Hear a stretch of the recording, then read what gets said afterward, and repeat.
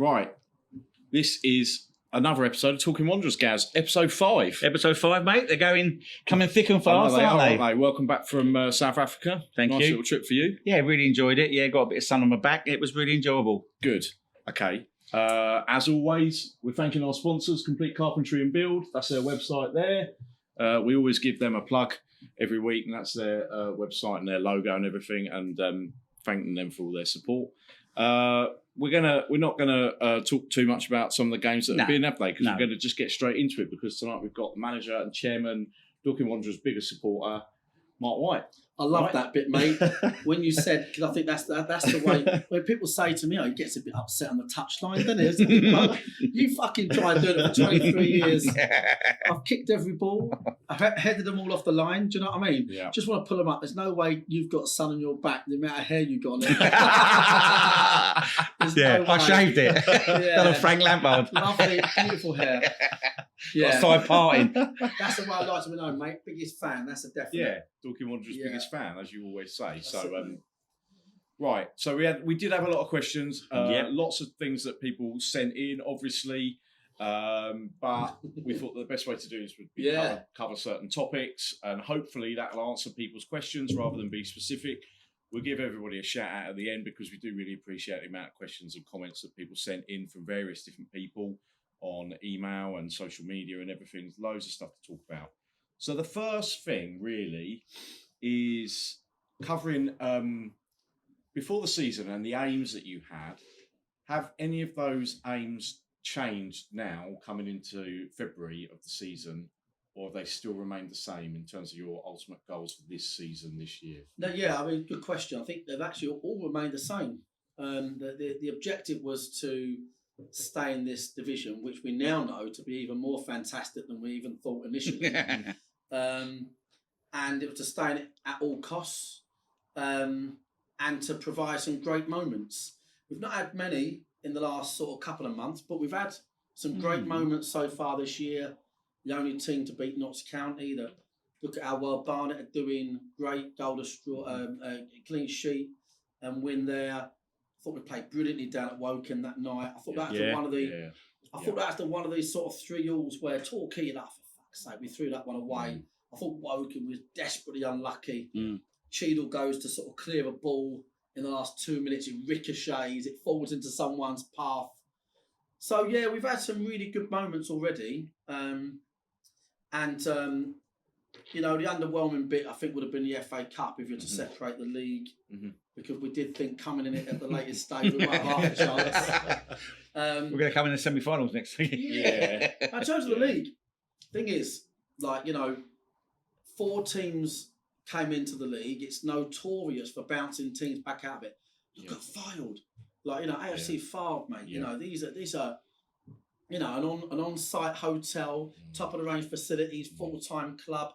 You know, there's teams that bounce in and out of this division. The 4 teams that got promoted, I keep saying it, you know, one's bottom, one's a few points below us, one's a few points above us. Yeah. The only difference is the other 3 are full-time, we're not. And I wouldn't imagine the other 3 have had the sort of issues off the field we've had. And I wouldn't imagine the other 3 have had to develop their ground at the same time. So everyone has to remember of us, we are really small fish. And we're always developing off the field as well as on. So, but nothing changes. No.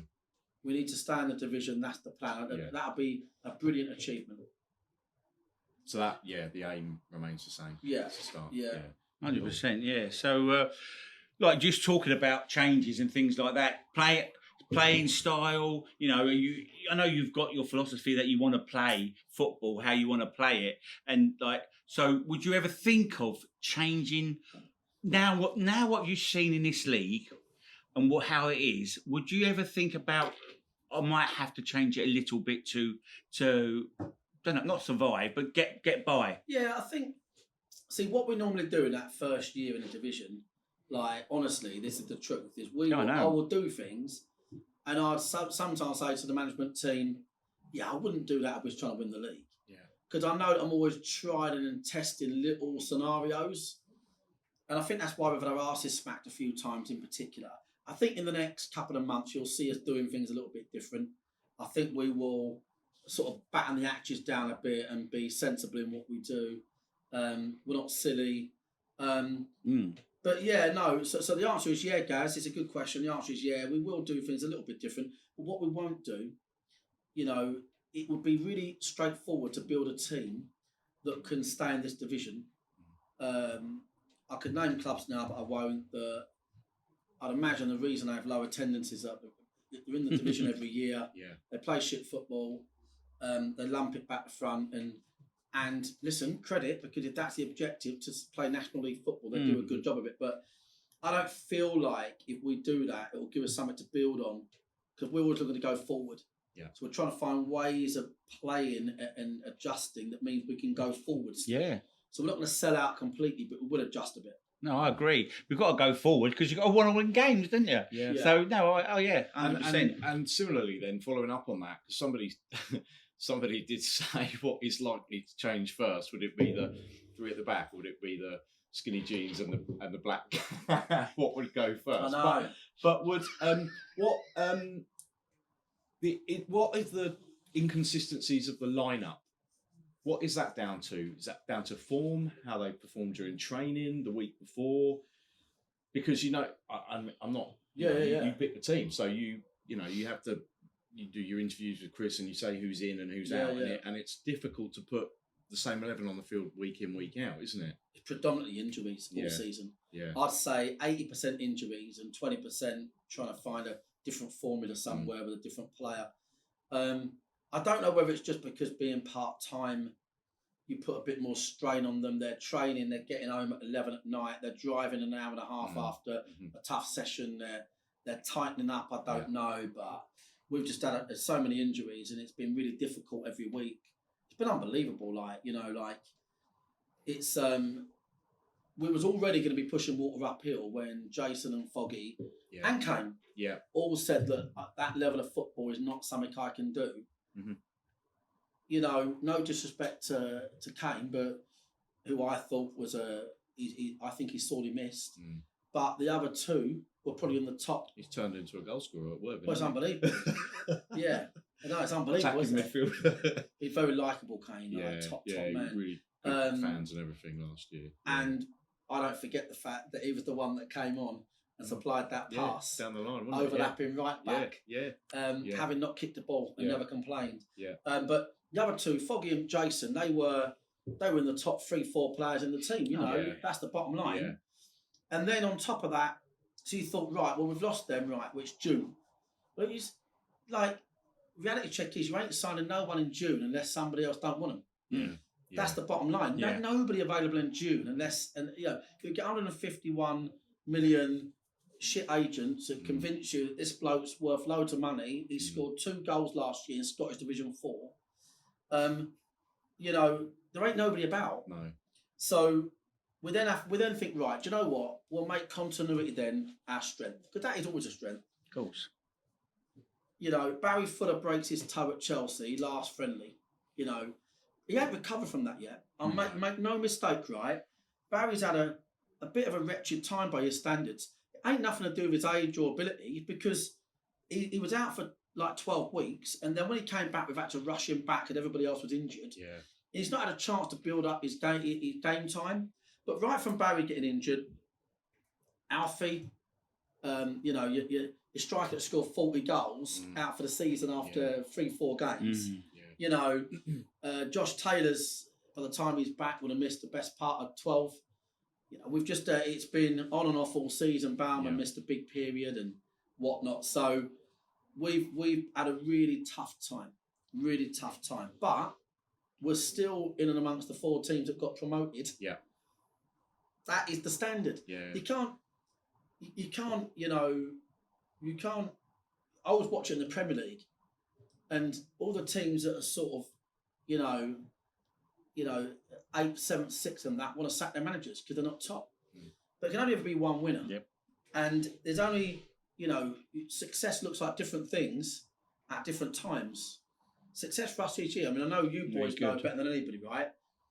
If we come from West Humble, where we've whacked a rope around a pitch, and James, where we've hung up tar on a roof on a hot day, to Meadowbank Stadium that can put 4,000 in it with the ability to get a 5,000, and we can buy that stadium and be a National League team. Amazing. It's dream ticket. That's big success, right? Yeah. But no one will ever. It's annoying, isn't it? Because you feel like when you read the odd little bits, you feel like going around the house and saying, no, I want to explain to you, like we are not that machine you think. So its expectations got to be set.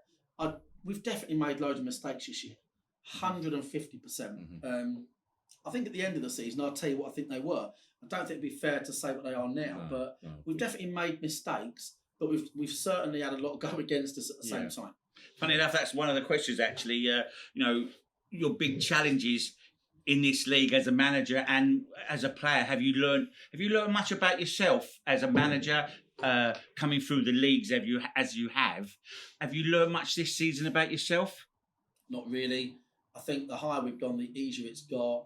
I think the only thing I've learned is that you have to make the time to manage the team. Yeah. Because, I won't quote names, but I've been sent information at times from other clubs and stuff, and see what they do on Monday morning. It's scrambled egg on toast prepared. 100%. It's a booklet on the desk. Yes. And it goes, right, this week, guys, we've got Dorking away. Brilliant. Right, Mark's a size 34-inch waist.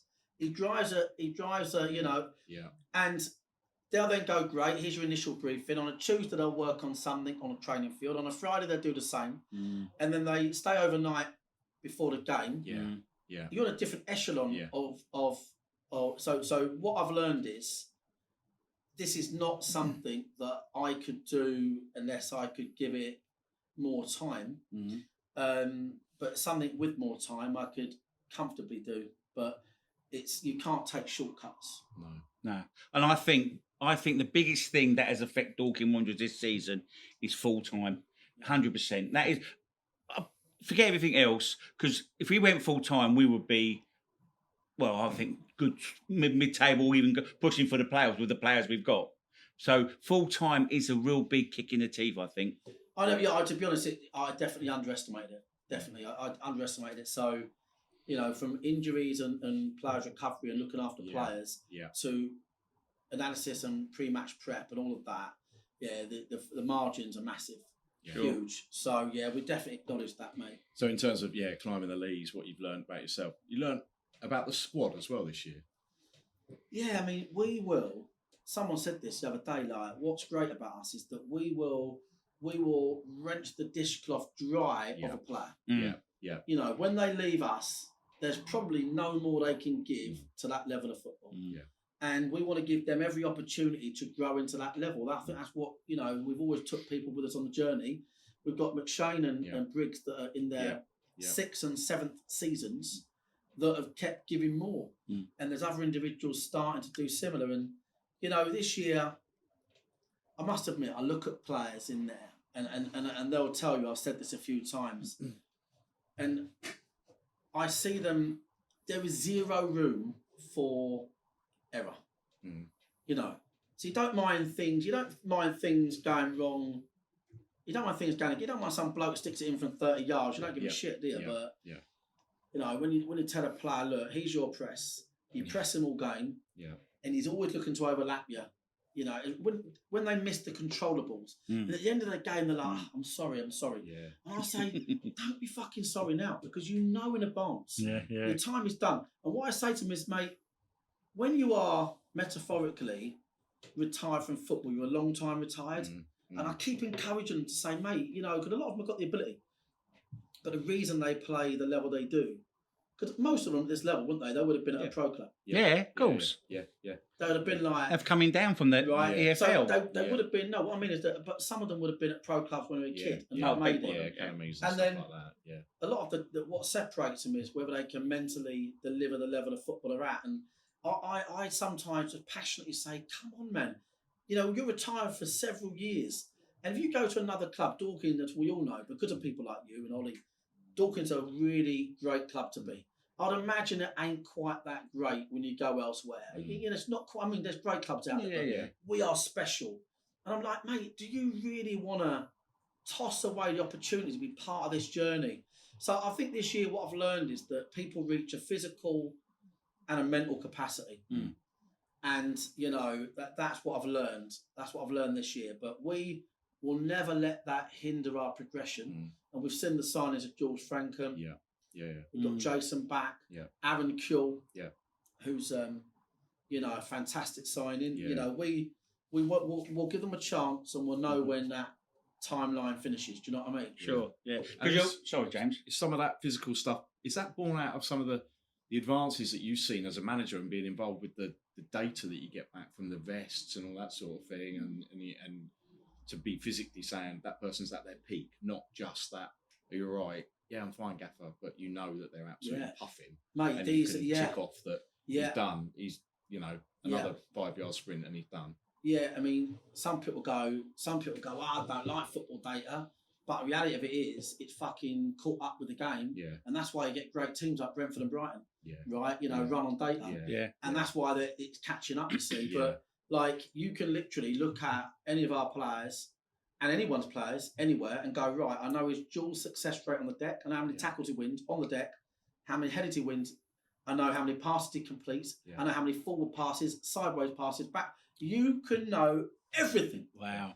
So I'm able to say to players, and I have done this year, you know, we had a player that had a 7% duels rate in the division, wins 7% of tackles, right, or duels. You know, and you're able to say, that's where you're at, son.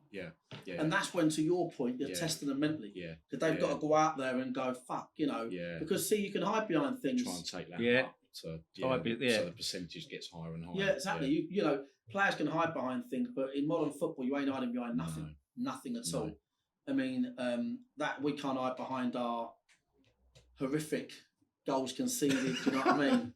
It's fucking unbelievable. Could be my history. wildest dreams. I don't mind conceding goals. Fucking hell, it's unbelievable. Football's changed. But the players we've got, top lads. If I had it my way, we'd have, you know, about 900 Dorking Wanderers players. No one would ever have left. I'd be like that woman with all the fucking shoes in the cupboard. But you have to progress. I give them every chance that we can. Yeah, because you don't like getting rid of players, because you're very loyal to your players and you like to keep them, but like you just said. If you don't, all you'll do is just bounce the club around. This is where clubs go wrong. Quick turnaround. If that player's had about 6 games, right? New centre half. Okay, great. Right, fast forward 2 months, it's a right back. Fast forward 2 weeks, then you've got a new team. Then someone leaves you. Then you do it again. Fucking shit. What? It means so much more when we won the playoffs and all the fans were on the pitch and say, Macca, well done, mate. Isaac, well done, mate. It's their team. You know, I'd rather fucking, you know, notwithstanding, you know, failure. You know, our aim is to stay in the division. And if we do that with the side we've got and progress it like we always do, then we have absolutely ticked the biggest fucking box going. No, 100%. Because I reckon at least 2 out of 4 of them promoted club will go down. And that's where it will be. So we would have had a great season to stay in this division. And don't forget the cup run in the trophy as well. And I think that's really a good, you know. So another one in and around the sort of area there, Mark, is the recruitment of players. Where does that, tell us about how that comes about? Is that data driven? Is that he's always had a good game against us? How does that tell people how the recruitment of players sits then?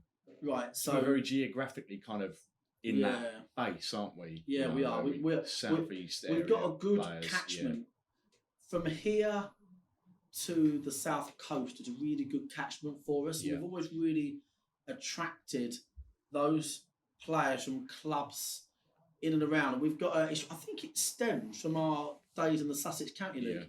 I don't think it's ever left us. Like, it's really weird. In the Sussex County League, we sort of grew affiliation with clubs in those divisions. And then we went into the Isthmian League and it's all south-based. And we end up having affiliations with Havant. And so I got a Bognor. And I think it's all stemmed from there. But the thing people don't realise is it is really hard to recruit into this league because the league below, you're recruiting the best of the part-time players. Easy. You know, give them £5 more. It's a great club to play for. I mean, like my brother Andrew, as you know, he he always said to me, the reason Dorking was so successful was because we pretty much had the best players in the league, didn't we? Exactly. In that spine. We had the best goalkeeper, we had the best centre half, we had the best centre midfielder, and the best striker. And you build your team around that, and that's what gets you up. Exactly. Jason and people like that. Yeah, exactly, mate. So we've been connoisseurs at team building, but at this level, you are the level below. You're having the best part-time players. So recruiting to this division, it ain't easy because you're either recruiting part-time players that can't play national football, right, or part-time players that aren't quite good enough to play National League football, or you're trying to recruit players who want to play National League football, but then to be part-time when they could choose another 22 clubs and be a full-time footballer. Yeah. Or you're trying to recruit, no disrespect, the lower end of the full-time spectrum. Yeah. So the recruitment massively changes. But, you know, what's always gone before us is like building a good culture, making it a good place to be. I'm sure George will be telling his colleagues and friends this is a great club to play for. You know, and that's, we have to rely upon that team spirit and that club spirit to make it a great place for people to be. That's the bottom line. We can't compete in some areas. Definitely. Yeah. Funny enough, that's one of the questions. That is like, it's from the guy living in America, the National League TV. What's your thoughts on the distribution of funds? You know, how does that work? And do you think it's the streaming and stuff like that? Is it good enough? Is it the right percentage you get, or whatever? Yeah, I think it's all under the hammer at the moment, isn't it? Like, I think they've done it predominantly because of Wrexham, and I've got no issue with that at all. I think you know, their fairy tale is their fairy tale, and what they've done is phenomenal. And I think that's why the league done it. It's an opportunity. The league only exists to operate on behalf of the clubs. The league is quite under-resourced, I'd say, at times. They do make sometimes decisions that you might not take, but you know, I think if the distribution isn't fair, they'll work out a way that is. It's always tends to be pretty fair, but they're not a commercial machine. They're not the Premier League. No. They're the National League. They've got 3, 4, 5 people in an office, and they wouldn't be sales and marketing people. You know, they would be football administrators and connoisseurs. So they make their fair share of mistakes, like we all do. But it'll be interesting to see what happens with that. It's a good question.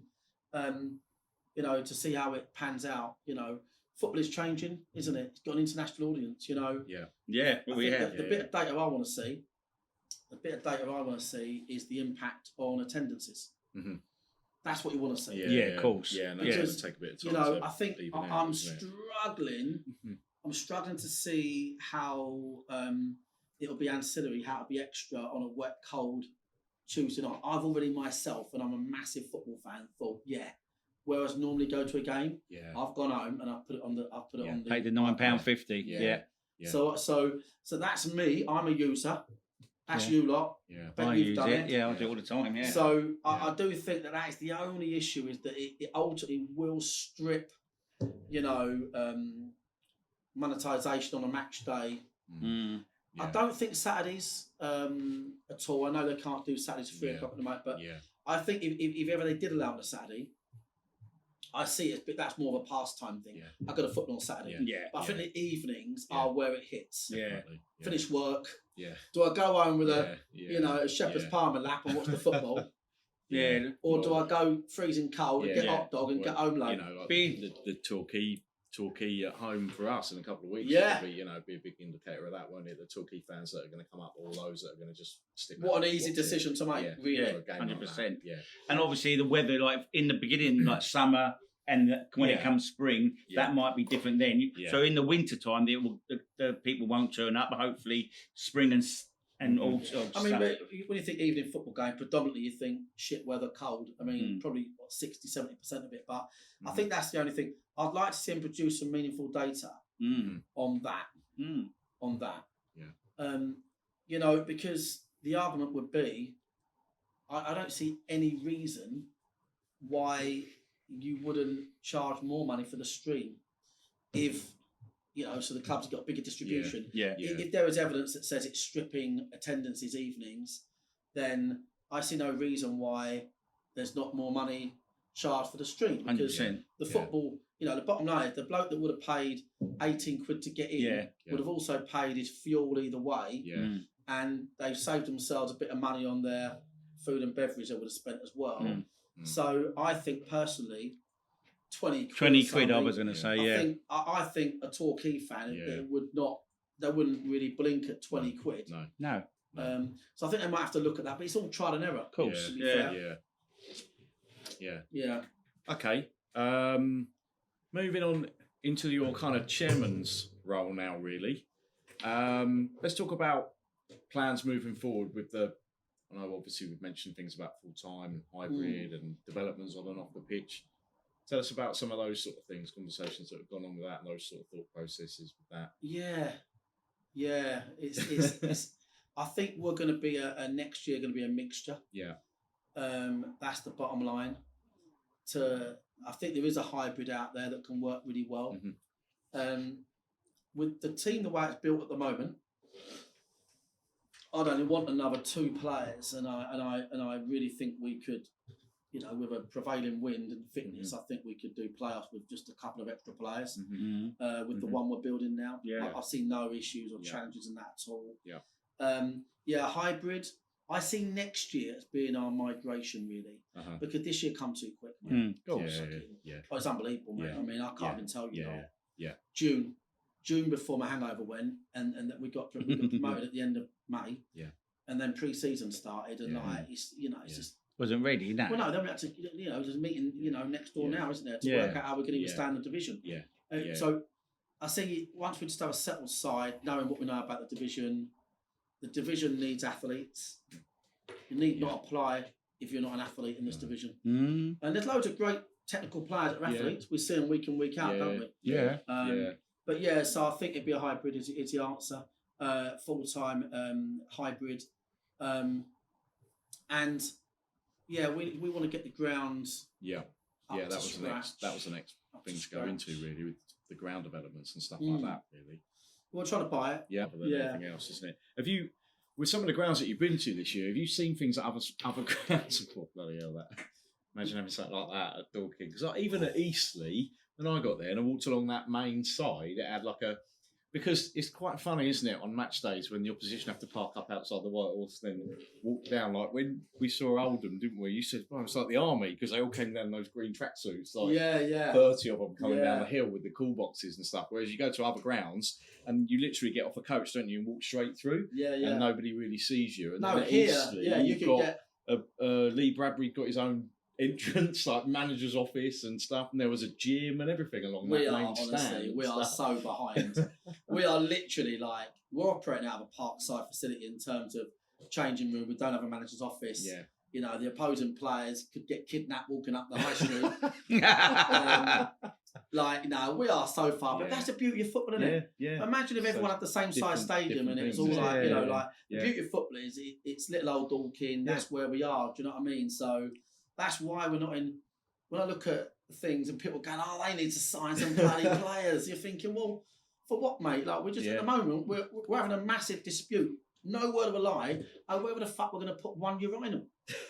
Literally, we can't agree with Surrey FA, who are, by the way, trying to be really helpful, I have to say. Because operationally, they are helpful.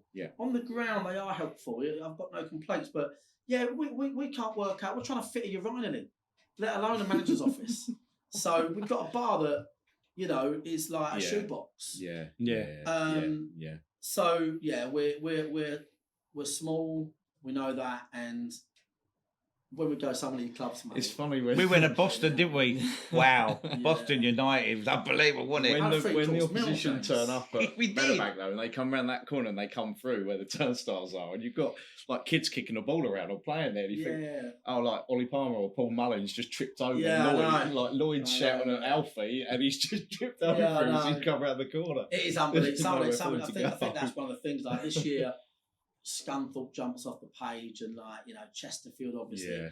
You're getting there at Chesterfield. They had a 4-course Christmas dinner. Macca said on this. He said that you and him were on the pitch at one point, thinking, "Well, this is quite a long way from West Ham or some of the other teams as well in that, division. Some of those teams you played against, and we have to taper that that sort of wowee. Do you know what I mean? Because and that I think that's the biggest difference for us this year is what's it feel like when 6,000 fans go mental for a corner? Yeah. Because I would say to the players, nothing's really happening. No. It's just the fact that they've got a corner. Yeah. But in actual fact, like Scunthorpe was a great example. Like, it was fucking textbook. I said, listen, they're all moaning about the owner. Get their fans on their back. I said, fucking win this easy. I think we went to that game, I seem to remember it was playing all right. Yeah, I think it was just off the back of the... we were playing all right. I mean, we're 2-0 up. If we'd gone 3-0, I think they would have been on the pitch, wouldn't they? Listen, definitely. We was out playing them. Without playing them, right, okay? And we've gone 2 up. We're fucking playing great football. The fans, all of a sudden, Dino's going, have a look. And the security trying to stop them getting on the pitch, right, yeah? Half-time whistle goes, boo! I walked in, I said to the lad, fucking great, boys, fucking hell. Perfect. Yeah. Everything we said. Goal to the good, 2 to the good, fans on their back, blah, blah, blah. And the only thing that beat the second half was the fact they scored 1 goal. Yeah. Their fans thought fucking Christmas had come early. Yeah. And drove them over the line. And when they got a second goal, that was it. Yeah. Apart from the fact that I lined us up 5-4-2. And I fucked up. I was going to Dino. I said, I don't understand why we can't press that bloke. It's the first time I've ever done it. Fucking 5-4-2. Anyway. Everything was down the other end from where we were as well. We would be on the wrong goal that was my mistake. We lost that game. Okay. 100%. Right. Let's lighten the load a little bit. I think this is a great question. I really, really do. Have you ever had job offers or someone approach you to say, look, you've done a great job at Dorking Wanderers. Would you like to come to our club? I can't say you. I had a massive club that was a League One club at the time. No. Yeah. Got an email. Would there be mascot with you? Yeah, I think I might. Yeah. Take that Gary Pascoe as our commentator. Yeah, exactly. Yeah. Can you give me Gary Pascoe's number?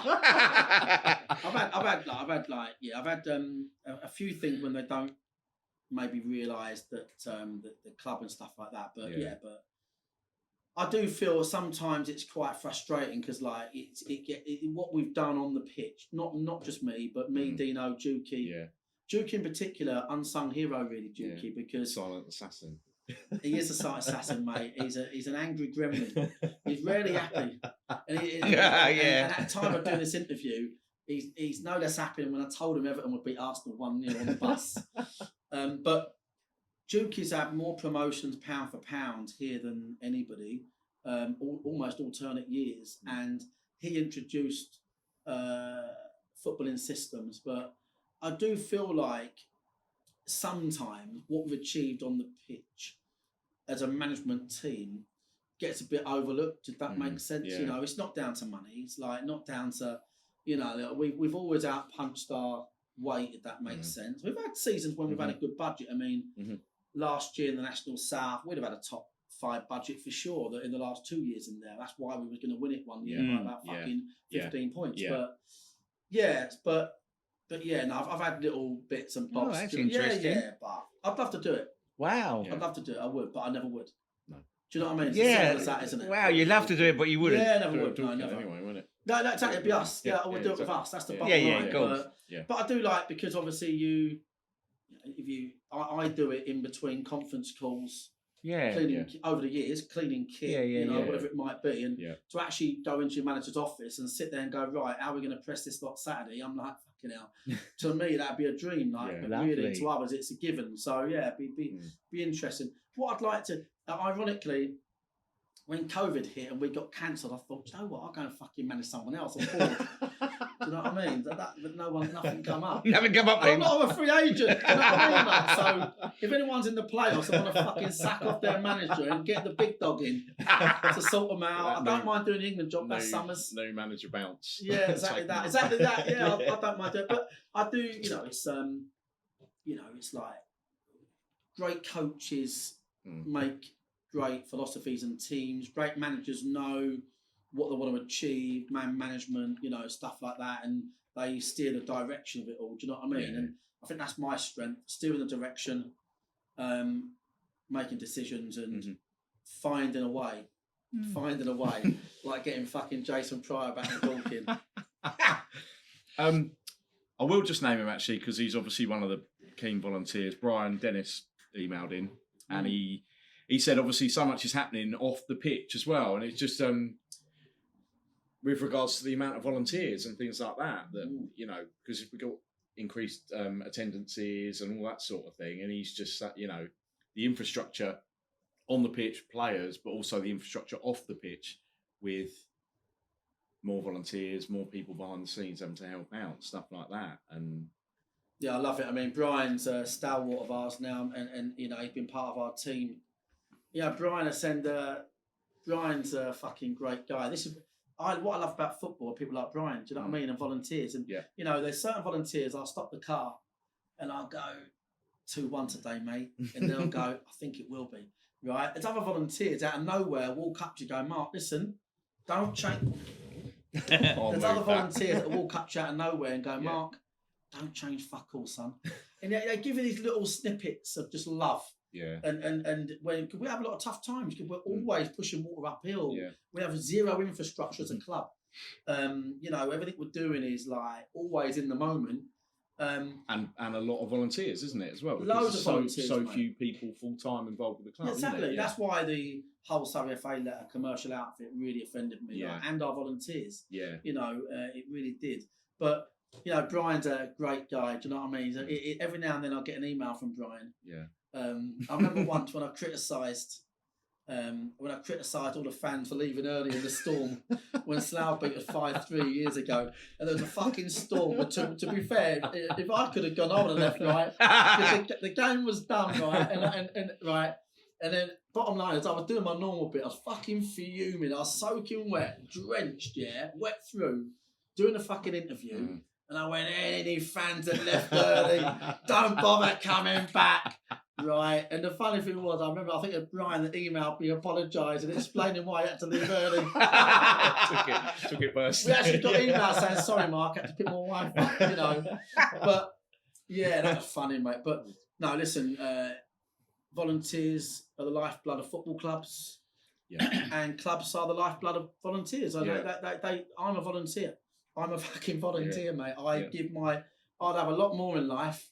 Way more without Dorking Wanderers. I give everything I've got. I'm a volunteer, and I know you guys are, and that's what makes things tick over. And that's why everyone gives you shit. Yeah. That's why people. I don't got an issue with shit questions sometimes when Gaz does them on a match day because he really gives a shit.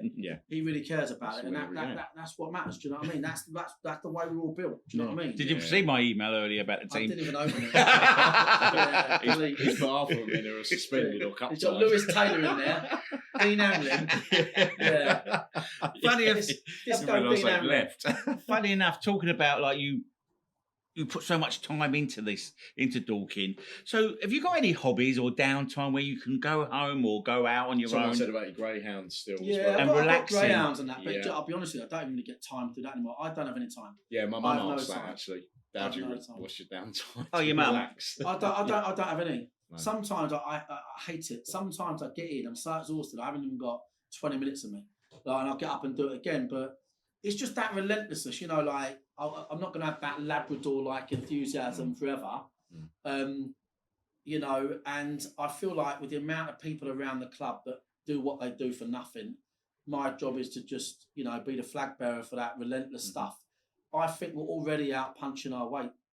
You know, and I always think, sometimes I see the things saying, you know, they're bubble burst. And I think, well, if it fucking does, son, we've had one hell of a journey. Right, and that don't bother me. I'm not frightened of that one single bit. Not because many we are. That last for 23, 24 years, is there? Yeah, exactly, mate. and actually achieve, you know, borderline the unthinkable from the very lowest level to the very highest level of non-league football.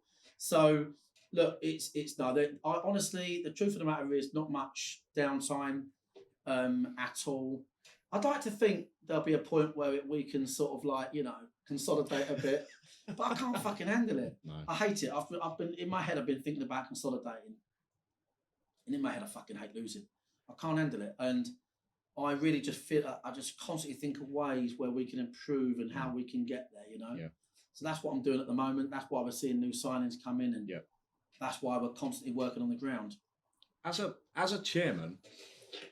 Do you have much interaction with the chairman of the other clubs as well? Somebody said about that, you know, because a lot of chairmen at clubs go into the boardroom, don't they, before a game and do sort of you know, thank the people that have come and gone, because I've gone in a few of the hospitality things and stuff, and suddenly you hear the microphone go and the chairman's in there dressing all the people that have gone in there and paid for a meal or something. Yeah, we do. But also there was another comment as well. I think it came through from the old cameraman's mum actually about the sort of stuff. Does it make you feel proud to hear and get the emails about how welcoming the club have been and how welcoming the people of the town have been and that sort of thing as well?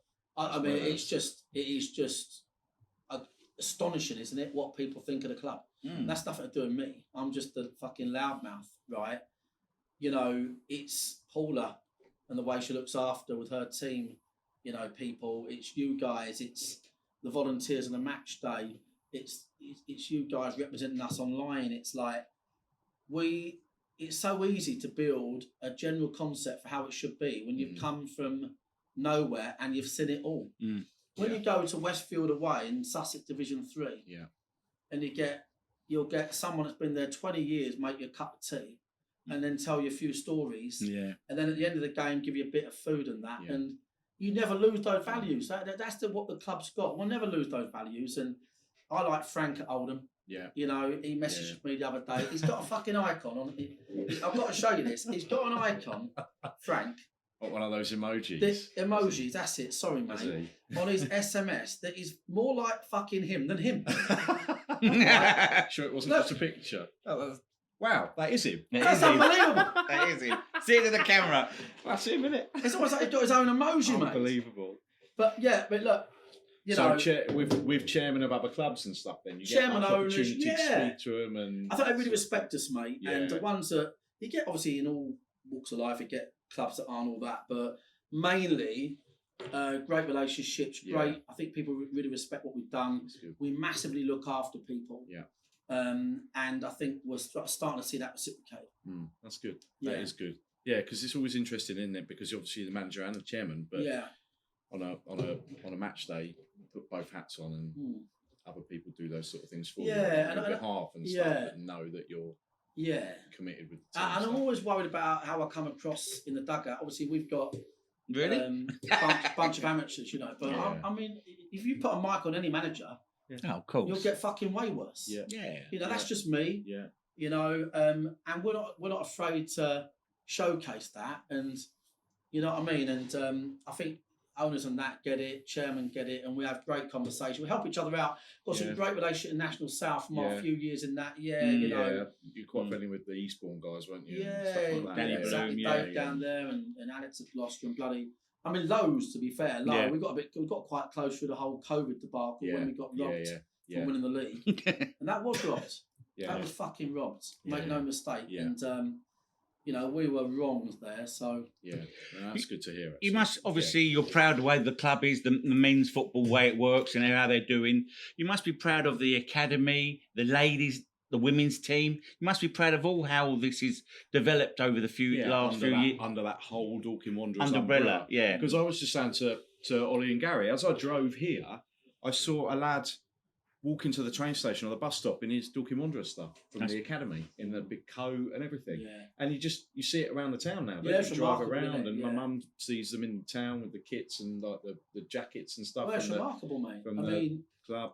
That's a true fairy tale, isn't it? Because obviously we started it from literally 14 lads at Sons Place School on a Friday on a Saturday afternoon, filling in rabbit holes and all that. Benny Taylor in goal.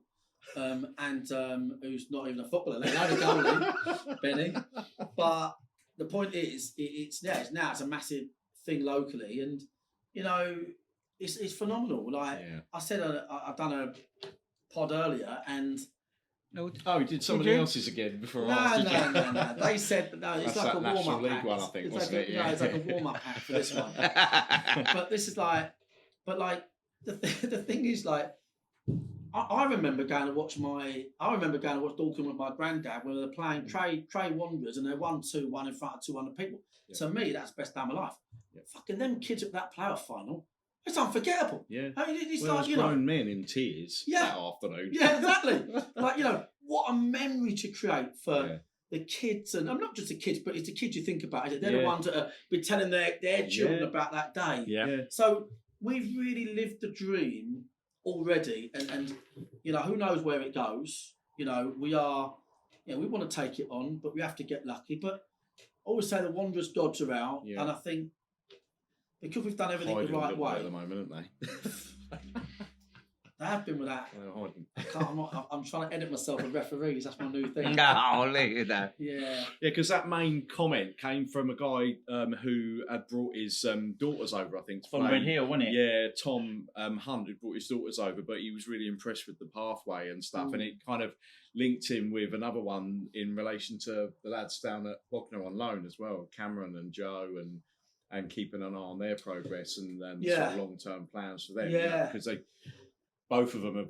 Cameron's gone out on loan a few times, hasn't he, to a few different clubs. And I think the plan next year will be to have probably more big-ticket players, and then around the squad, Cameron, Joe, to try and break in. Yeah. I think rather than have like lots of average players, and I don't mean that crudely to those boys in the squad. Sure. The plan will be, right, let's get 14, 15 that can do playoffs, and 5 or 6 that want to be part of a team at the top end of the National League. Yeah.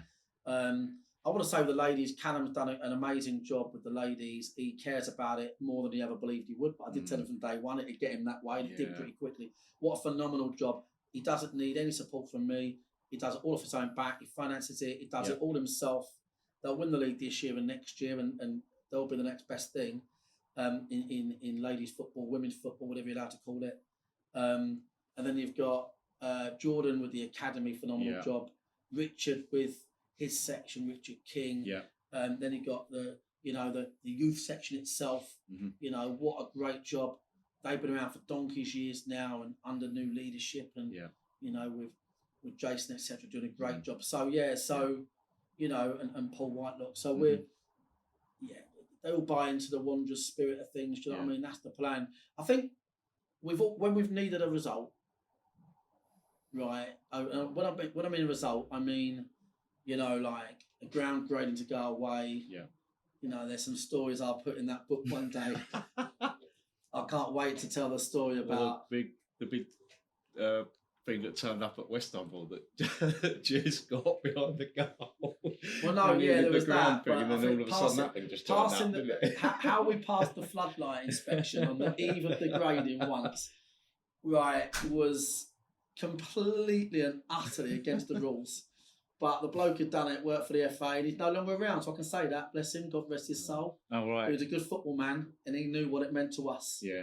And that's what he missed in football, mate. Yeah, dying breed. And do you know what I would think when you see wankers in football, and you do come across them in authority, like in any authority. Yeah. You get great traffic wardens, you get ones that are not very nice, and you see it in all walks of life. You see it in football clubs as well. But what I always sort of think about, the ones that do give their all for it. You get so many custodians that I could name names that were involved in football for 45 years. There's some that currently now that have been involved 50 years, and they've given everything they've got to the sport. Yeah. And that's why the wankers annoy me more. Because I think, you know what, you're not in it for the right reasons, mate. No. You're not in this for the right reasons. Football is the nation's game. And people that run football should be running football for the good of the game, not themselves. So. And so there's some great people. Yeah, good. That's good. We did have another question actually. Just give us 3 quick. If you could make 3 changes to the governance of football, what would they be? I think you touched on some of them when you spoke once before, didn't you? Certainly around the National League itself, perhaps becoming that. Right, so Division 3 changes, really simple. Whatever it was, yeah. Not many people realise that all the leagues are separate companies. So that's right. Yeah, Premier League. Yeah. Then you've got the EFL. Yeah. National League. And the Ishmael League. Yeah. They're all separate competitions. Yeah. All put into one pyramid. The pyramid worked brilliantly, but it's not very aligned. I think football in this country should be aligned top to bottom. Yeah. And it should be run by a paid body, if that makes sense. Yeah. And then independently governed. When we had COVID, it enabled every league to make a different decision at a different time about what was going to happen. It was carnage. Yeah. COVID highlighted how disjointed football was. Yeah. At the moment, I'll give you a couple of good ones. Like, how can it be all right to have that many subs in the Premier League, but the National League say you can only use 3 still? Yeah. But yet the Boston League say you can use a different amount. Step 5 is a different amount. How can the amount of substitutes? It's the national game. Yeah. It should be owned by the game, not by a league. Yeah. You know, you wouldn't have a different handball, would you? No. For you know. No. So the laws of the game, it's really weird. The laws of the game are like overall governance, but the leagues are separate competitions. Yeah. It's so fucked up. It's unbelievable, and that's why you've got so many issues in the game. And the people in governance would probably admit that. God knows it will ever change. That's number one. Number two, I'd rip up officiating on another level. Yeah. Could not be worse. Again, the Ditch people, the headsets. people running governance, mate, they are them people. I'm sure there's people in it for the good of the game, but fuck me, there's some in it that just, they can't leave the laws alone, mate. Can't leave it alone. Cannot leave it alone. Can you hold at corners? Yes, you can this year. This year you can't. This year you can hold, and if he's not going to get the ball, it won't be a foul. If he looks like he's going to get the ball, it's a foul. Okay, what if he misses it, but his mate heads it back across the goal, but he's on the deck and he got pulled over for the 15th time running? That first phase. Yeah, good point. Last year, right, for donkey's years, shoulder barge. Yeah. We all knew that, didn't we? Shoulder to shoulder, great, no problem, Now you can have your hands on someone with fair contact. Yeah. Because instead of just understanding what a dive is now, what they want to do is they're trying to give themselves variances to make themselves look less shit. And all they're doing is adding in more complexity for their referees that are already terrible. So, a centre half can jump up with a centre forward, and they can sort of, put pressure on them off balance, and they go, nah, nothing in it, move on. But back in the day, you knew if you had your arm on the back of someone, you commit a foul. Yeah. So what they've done is they've taken away all the sort of cornerstones, or many cornerstones, that everyone knew were the laws. If you stood in front of the ball for a free kick, you get a yellow card. Yeah. Get out of the way, no problem. Yeah. So one of my players got in front of the ball and say, fuck off, don't get a yellow. Exactly. No. We'll change that this year. No. We want to give warnings, We'll give 3-4 warnings. That, actually. We'll give 3-4 warnings. Yeah. Well, Billy give 3-4 warnings, but John will give fucking 7 or 8. Yeah. And fucking Sharon, she'll give 26. Yeah. And Sharon will give 26 with 2 minutes to go when you're fucking 1-0 down and you can break away. It's not, the officiating is fucked. What they've done is they pulled in the wrong direction for donkey's years, I totally agree with the respect campaigns in terms of all of that, right?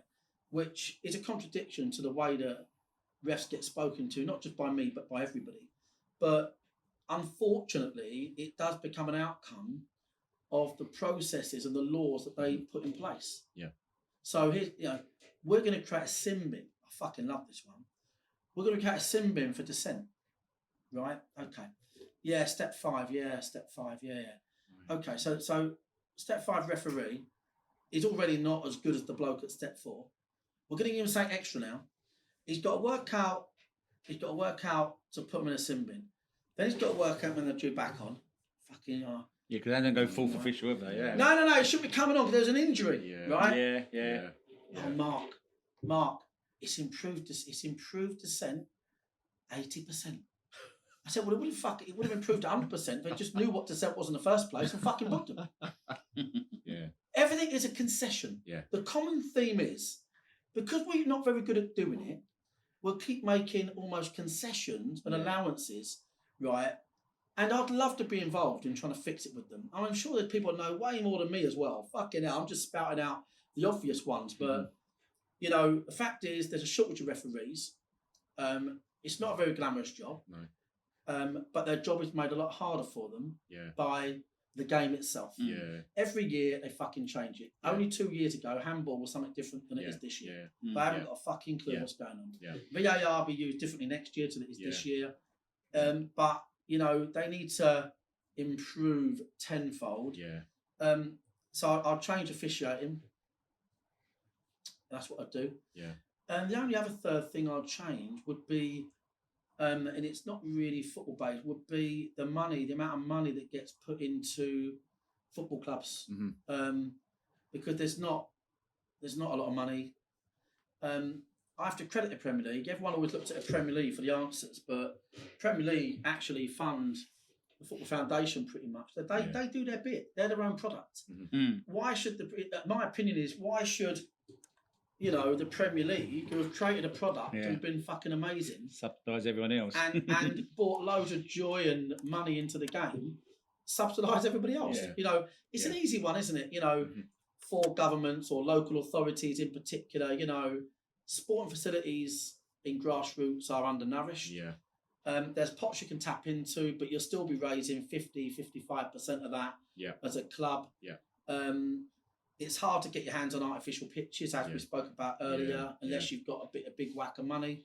So I'd like to create something linked to government, local authority, where there's a lot more grassroots facilities. Because there's not enough. And if you think about it, the participation, especially with the growth of girls' football, ladies' football, participation is exponential. So there's not the facility. More people. Enough. There weren't enough in the first place. Right, another light-hearted one. Well, I know you've got a bit of a wand of a left foot, haven't you? So, what's your best goal or header you ever scored when you were playing? That was from Matt Evans who asked that question. So, can you remember? We weren't the 5-a-side game you just said, was it, or was it another?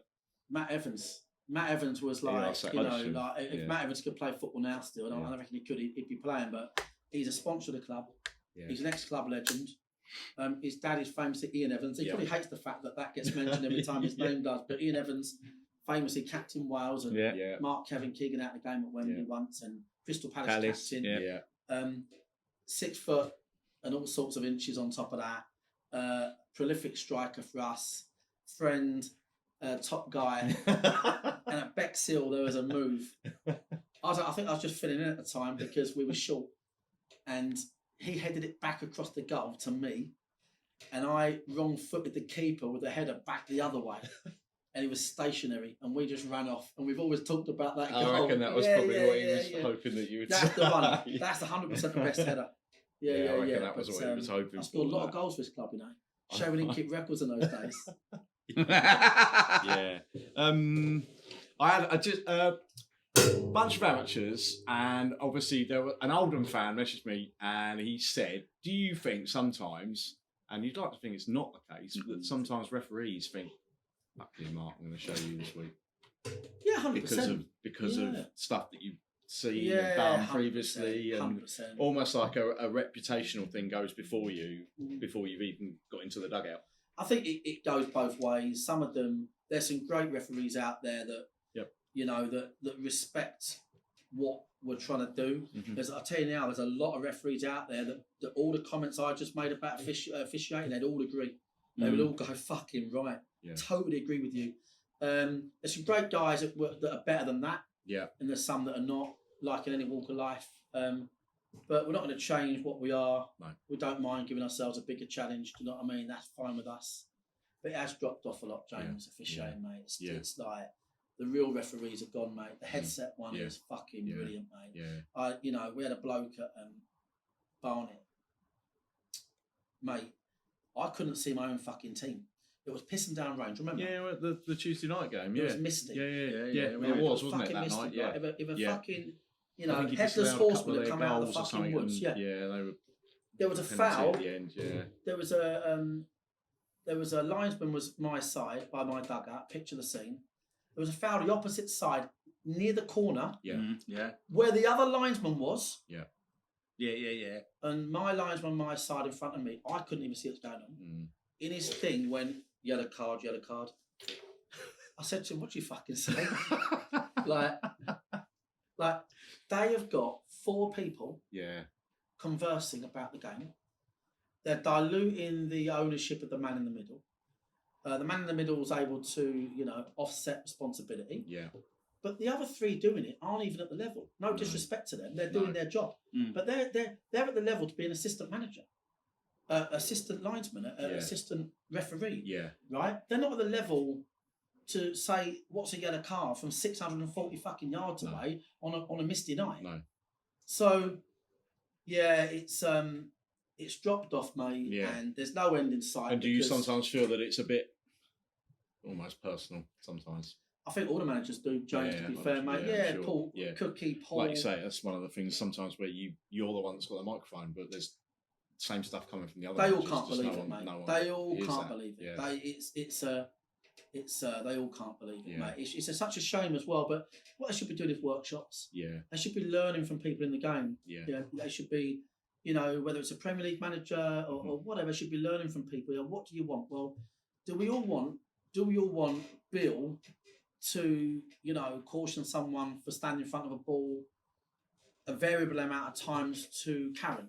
Do you know what I mean? Like, you know, like, or do we just want to know if you prevent someone taking a free kick, it's a yellow card, basically. Yeah. If you're not retrieving out the way, Yeah. like it used to be. Yeah. That's one more law sorted. Yeah. Done. Because that's why Next. people used to put it down and kick it at them, wasn't it? Because Yeah. if If you're not getting out of the way, it doesn't happen anymore. Don't need to. Presumably because you don't have to, because nothing's going to happen You anyway. get caution for it. Yeah. You get caution now For for kicking the ball. unsporting Kicking it behaviour. at them. Yeah, Really. mate, it's Right. fucked. So, but the point is, you know, like I think if they done workshops and they'll go, yeah, we are doing workshops. You know, we're doing workshops. We've got that yes man from that club in the Midlands. You know, that yes man that just you know, get people in that are outspoken.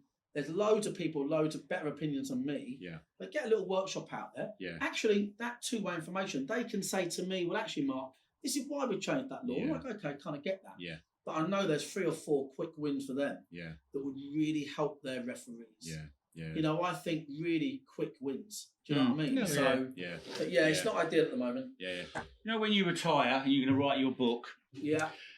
just say you had a film. Who would, like, bar me playing you? Who else would you like? Who else would you like to play you? I don't know, mate. to be Al honest. Pacino. Just play yourself, probably, wouldn't you? Yeah, I'll probably play my fucking self. Yeah. It'd be like based on a true story. And I'll just come down in and everyone would go, oh, fuck. Not him again. We've seen enough of you. Playing Leave me himself alone, in the will film. ya? Do you know what I mean? That's probably it, yeah. The thing is, it always looks, sometimes, not always, it looks like me. Because I'm the face of the club and that. But obviously the club is like 1,000,000% would never be where it is without everybody in the club. But also I've grown to be the sort of brand of the club, like so kind of like it's the story, isn't it? It's the story of the club. Do you know what I mean? So sometimes I'm not on social media, stuff like that. It's not for me, but so I'm not an overly massively fan of the things you see. But I tell you one thing, anyone that knows me knows that that's me toned down. You know, I don't take prisoners. You know, when you come through the park leagues, mate, fucking some bloke shouting about your missus' jeans, mate. Fuck me, that's like shedding peace. Yeah. Where we come from, mate. Yeah. You know, we've had. You know, I remember. You know, I can't even say that. I was going to say about when I poked the spectator in the eye, but it took his glasses off at Arundel. I got punched because of in what the he head said to me. playing once at Paulsborough, I think. Yeah, but oh my god! But that's the thing; it's real football where we come from, isn't it? Yeah. So that we've grown a thick skin. Yeah.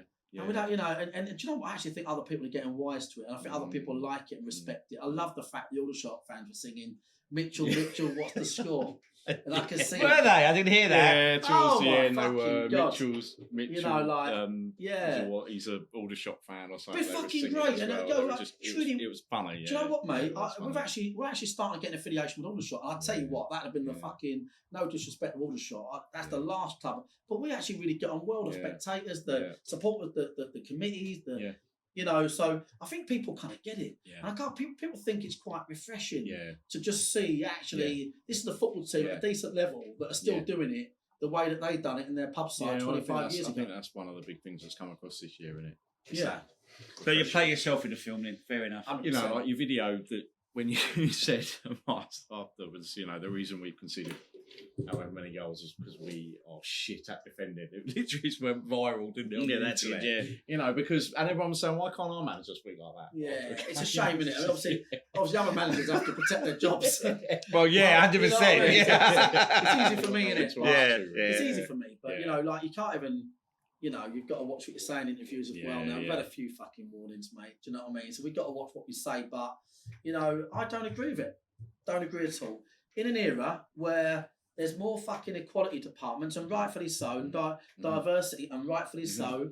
And if I'm not allowed to say what I think in fucking this day and age, I totally agree if it's derogatory to an individual. I get that, but I think apart from that, in an open society, you know, where you should be able to have an opinion. What There was an anonymous question that came in. Which of the promotions has given you most satisfaction?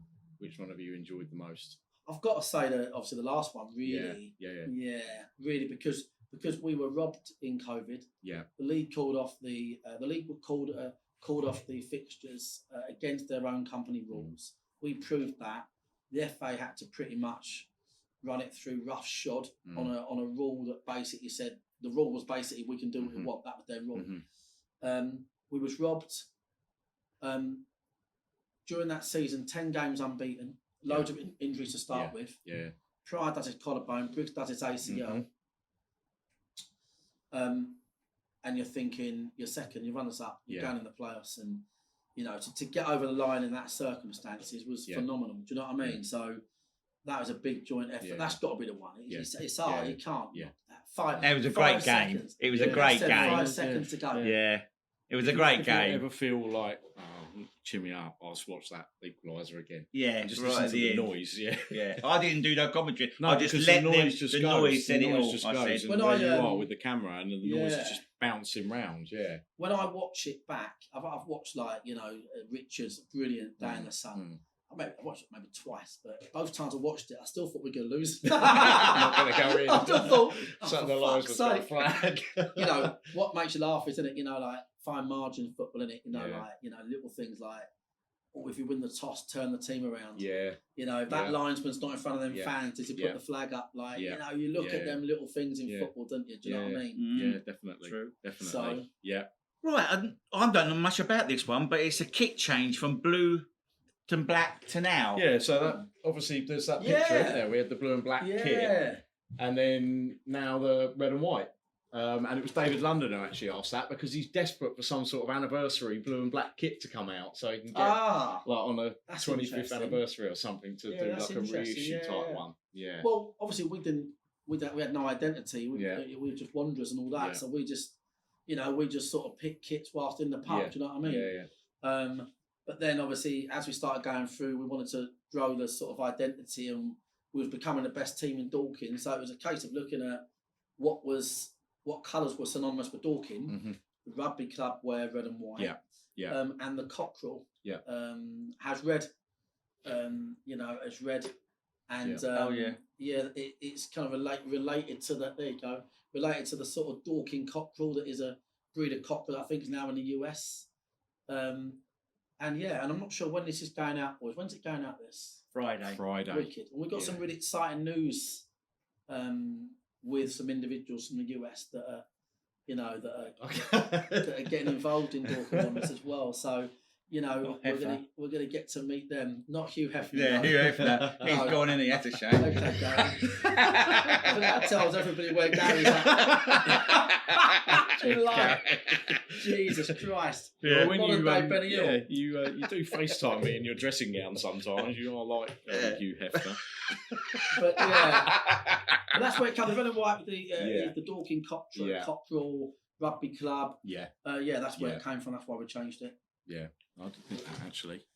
Well, we've got a couple more, is there? Let's do this one here, mate. This is a big one, Because I didn't write, you're a Libran. I'm a Libra and all, mate. That's why we get on, innit? That's it. That's why we get on so well. Your big birthday's coming up, I hear. I know you don't like admitting it. How do you feel about it? And what age would you go back to if you could? Listen, mate, I appreciate that a 30th is a big birthday. But listen, mate, I'm active. I'm active. I'm a young 40-year-old, so we'll leave it there, mate. Okay, fair enough. I just got speak to Tanya about that because that was her question. Just got one other question. Just one question for myself. For myself. Was I the best assistant manager you ever had? I genuinely think we wouldn't have done what we've done without you, guys. No, mate. No, I mean that, mate. I mean that, guys. I didn't mean you to do that. You're definitely a better manager than a fucking commentator, which is fantastic. Do you know the players have such a laugh sometimes? Like the brand of your, James McManaman. When he said that he's, fucking hell, he's got feet like Madonna. The Maidstone. He's done his ACL. Gary's back up. He's fine. No, Gaz is fucking sprinting. Dan Gallagher got mixed up. You mixed up Dan with Bobby Joe Taylor, didn't you? Bobby Well, Joe yeah, scored but the goal against yeah. Maidstone. There's been some Gary classics, Dan mate. Gallagher I don't get no. scored. Yeah. Think No. Madonna. That's the best one. But listen, no, it's great. We've got it sounds like PC, but everybody that's ever been involved, I genuinely think of people that, you know, help put a bit of felt on a roof or provided a rope for a pitch, and every single thing. I remember Penny Gregg and her late husband John, you know, like running the tea bar, and they'd sit in their car because they didn't want to walk around the outside. When Penny was the secretary, if you had a fine, you had to go around their house and pay the fine. Yeah, like, you know, like, but you were around there eating their tea and go, "There's my fine." Exactly that, but these are invaluable to the club, and I just think if I could, we always, you know, look after people where we can. If I could, they'd all be there every minute of every day. We wouldn't be where we are without them all. I'm forever grateful. I'm not going to be around forever, right? You know, if our leave form continues, fucking about 3 weeks, right? but you know, what I'd hope is it's fucking horrible to think about, but even if I took a backward step out of the club, I'd really hope someone would say, no, this is how we've always run it. Yeah. That's what we've always done, and that's what we'll always do. Because that ethos, isn't it, that has to be behind the club. And it's a conglomerate of a lot of help and support. And I'm lucky that sometimes a lot of the time, I get the glory for it, but it is a lot of work of others and our amazing supporters now as well. Yeah. Apart from Tanya. We fucking started talking about my birthday, Tanya. Right then. I think that's pretty much it. Obviously, we need an FA Cup run at some point, and somebody mentioned about having a cup run, finances that would be nice from a cup run, wouldn't they? But not necessarily that, even just a bit of exposure, wouldn't it, really? Do you know how much we've still only ever had that one televised game, haven't we? And you see sometimes these clubs that, you know, no disrespect to some of those other teams, but when the cameras roll up at their grounds and they put the gantries up and everything, and we've never kind of had that since the old Dorking team against Plymouth. Do you know how much we needed it this year to pay for that development? I can imagine. We just said win one game, and the funding gap for development would be borderline done because the TV probably blah blah blah. So yeah, that weren't ideal, mate. That situation, but yeah, look, we'll have one. Jason's come back. That's why he's come back. That's the secret. Is it? He's never got to the first round proper. Oh, right. So we're going to do it next year together. That's the plan. Yeah, fair enough. We're going to hope that they actually jumble the balls up for once instead of doing their famous number one, two. play number 2, number 3, play number 4. That's what it done. Oh, I know. Yeah, that was a trophy, wasn't it? Yeah, I was listening to it. And even the bloke in the studio trying to think of a fuck went, that's not a Premier League teams. And then he went, number 8. Honestly. And they were all geographically next to each other. It was like somebody bufore us, it was like Yeovil against Taunton. Shake the fucking thing. Classic. Do you want to thank the people for... I'm gonna, Gaz, because loads of people messaged in. So we had Ted Mundy, Ryan Pettit, Nilsson Tardelli, Tanya, Rob Harrison, who is our American friend, who was asking about the National League finances, Henry Proudlot, Matt Pont, Paul Novell, Tom Hunt, Brett Webster, Roger Brown. Reluctantly allowed Roger's question to be read out after what he said about Gary and I in the email. Chris Shaw, Matt, Neil Price, who was our friend from York. Dorking, he does a lot on Twitter for us. I know he does. David London, Sam, Matt Evans, Ian Murray asked a question. Gary Marshall asked a question about the pitch, and Brian Dennis as well, and my mum and Ollie's mum, and Gary asked a question as well. Love that. I want to just say that, like, just to, obviously to all the people watching that follow the club. Either directly or indirectly, supporters, whether they're, you know, regular, infrequent, whatever, like what you do for the club is phenomenal. Like, I can't go anywhere in the country without someone goes, you lot are unbelievable. Like the way you conduct yourselves, what you do, and that is really detriment to our supporters. The way you treat people online, you don't get dragged into the fucking dredges of society. You know, it's how everybody flies the flag for the club. It's the fact that at Eastleigh, when we're 2-0 down after 1 minute 37 and it's raining, they're still singing in the 90th minute, and the away fans, the home fans go, "Fuck me, you might be shit in defence, but what a bunch of fans." And so that is. Does that shock you sometimes when we clap the players off and you look over sometimes and you see and you know, we might have lost or something, and you see the home fans or the other team's fans have just left.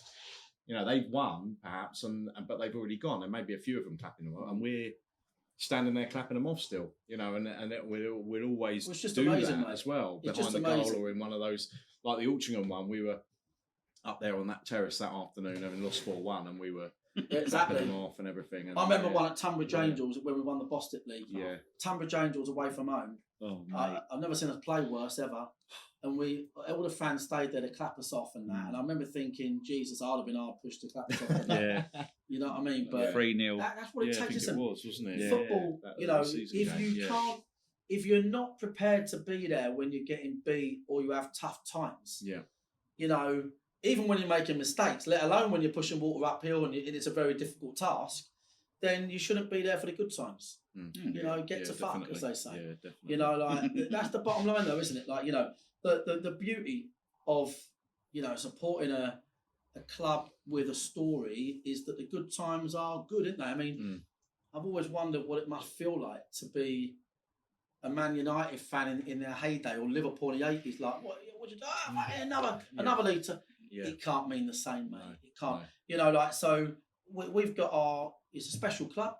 Yeah. We've got a load of challenges right now on the field, off the field. I'd be lying if I didn't say we haven't, but we're having a great time, and we'll all fight, everybody, tooth and nail, to keep it going on that trajectory. That's where it is. On that note, I think that's a good note to finish on, don't you, mate? I don't think we could possibly. Your next guest is fucked. I know. Yeah. How do you follow this? Who are you going to follow me? Follow this. I'm trying to think. Well, we're chatting to. We're in consultation. We're in consultation with Wrexham, so we'll see if we can get something. Some blockbuster from Wrexham. Sent a few emails. They haven't replied yet, but. But listen, mate. You know, them boys are doing great. Them boys are doing great things for the club. Yeah. Right. So as always, Complete Carpentry and Build with their website there, www.completecarpentryandbuild.co.uk, and I don't think we can probably express how grateful we are for Mark coming on. Really, thank you very much, my friend. Done various other podcasts and got to see the joys of Topless Terry on the Oldham one the other week. Fucking brilliant, wasn't it? Topless Terry. Before he was in the bath. I love it when they said to me, he was in the bath. And they probably watched this, wouldn't they? David Unsworth, stick or twist. And you're thinking, oh, for fuck's sake, mate. No, but I don't give a fuck, mate. Do you know what I mean? I really don't care less. Do you know what I mean? Like, I wouldn't disrespect another manager, but do you know what I mean? But listen, thanks for the work you're doing, obviously, and you know, keep at it. No worries, mate. Yeah. Thanks, and all the best, mate. We'll see you again at Aldershot. Aldershot. Yeah. Talking Wanderers is proudly sponsored by Complete Carpentry and Build. Visit www.completecarpentryandbuild.co.uk. Check out their website.